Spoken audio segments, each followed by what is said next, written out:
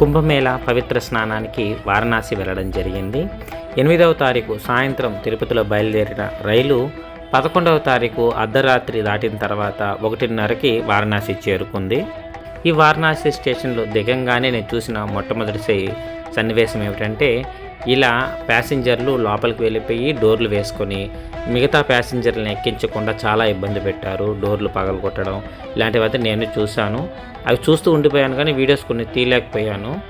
తర్వాత అక్కడి నుంచి కాశీలో మాకు బబ్లూజీ అని ఒక ఆయన బాగా తెలిసిన ఆయన ఉన్నారు. మా స్నేహితుడు వేణు ద్వారా మాకు ఈయన పరిచయం అవ్వడం ఒక రకంగా అదృష్టం అని చెప్పచ్చు. ఆయన నన్ను అక్కడికి వేరే మనుషులను పంపించి పికప్ చేసుకొని వాళ్ళ ఇంటి దగ్గర వాళ్ళ ఇంట్లో నాకు ఒక మంచి రూమ్ అరేంజ్ చేసి ఇక అక్కడే నాకు వసతి అయితే కల్పించారు. దగ్గర నేను ఒక 5 రోజులు ఈ రూమ్లోనే ఉన్నాను. దీనికి ఆయన నా దగ్గర ఒక్క పైసా కూడా తీసుకోలేదు. ఆయనకి మేమంటే చాలా అభిమానం. కాశీలో ఇలాంటి రూమ్స్ ఒక రోజుకి 5 నుంచి 10,000 వెళ్తూ ఉంది. ప్రస్తుతానికి అంత డిమాండ్ ఉంది. ఇక స్టేషన్ నుంచి వాళ్ళ ఇల్లు చేరేసరికి తెల్లవారుజామున 3 గంటలు అయింది.